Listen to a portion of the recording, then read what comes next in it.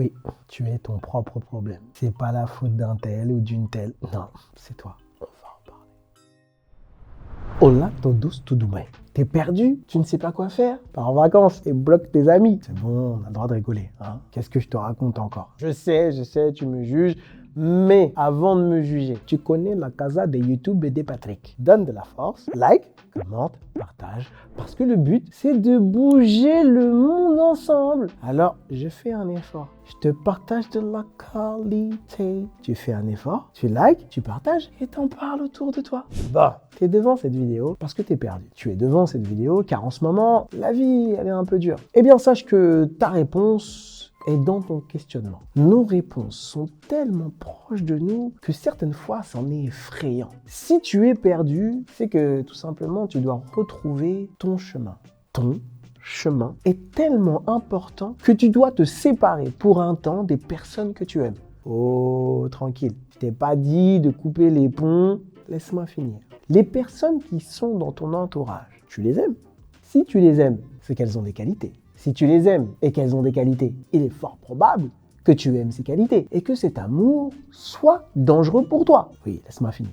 Tu as remarqué un truc lorsque tu traînes avec quelqu'un, il y a un phénomène qui se produit. Vous commencez à utiliser les mêmes expressions. Les gens qui traînent souvent avec moi, par exemple, disent souvent purée. Pas parce qu'ils sont sponsorisés par Mousseline, mais parce que c'est la conséquence du fonctionnement de nos neurones miroirs.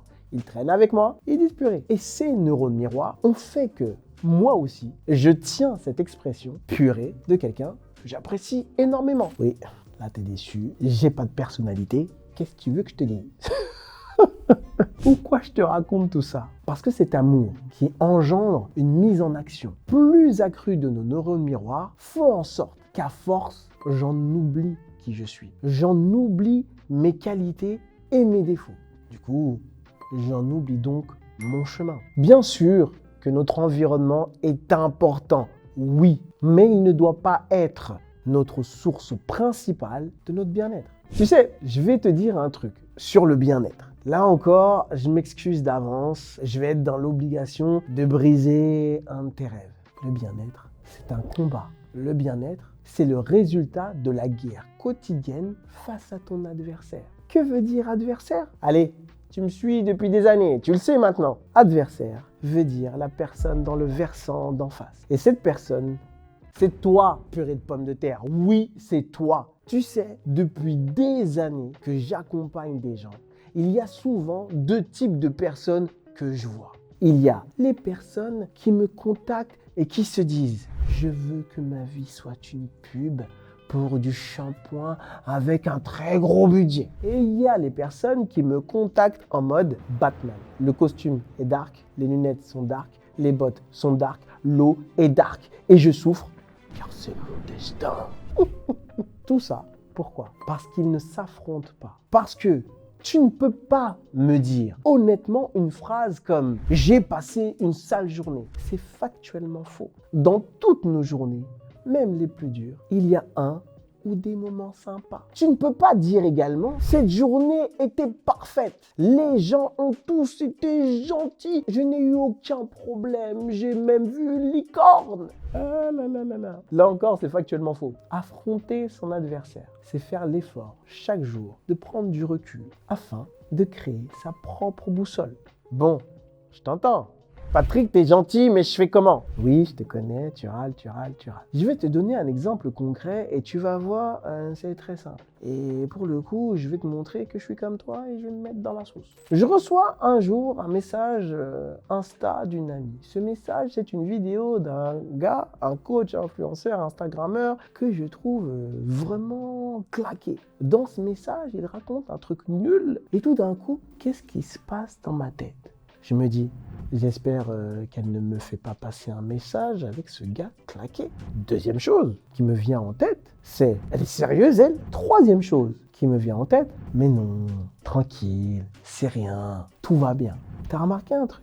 Mes deux premières pensées, je suis en mode Batman, bottes noires, chaussures noires, claquettes noires. Ma troisième pensée, je suis dans cette fichue pub de shampoing qui va me bousiller les cheveux. En mode, tout va bien. Alors que que ça n'allait pas du tout. Et comme j'ai beaucoup bossé sur moi, je me vois fuir le combat contre mon adversaire.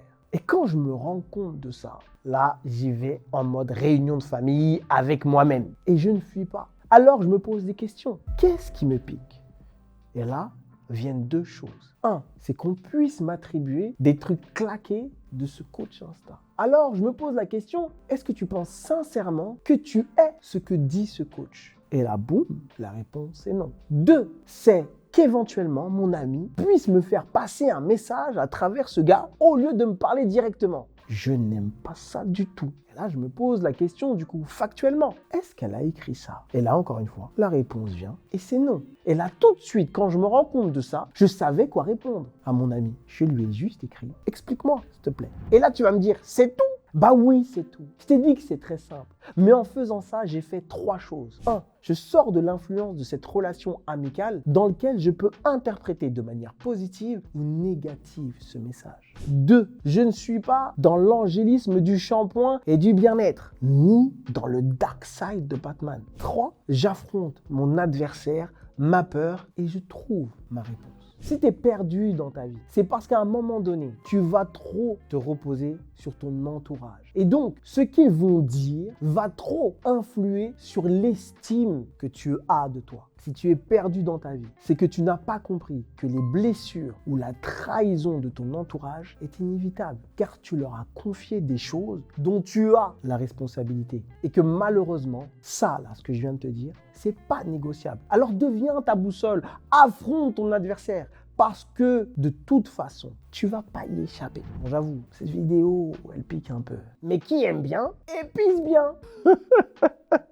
Bon, si t'es perdu dans ta vie et que t'as des doutes, lis bien.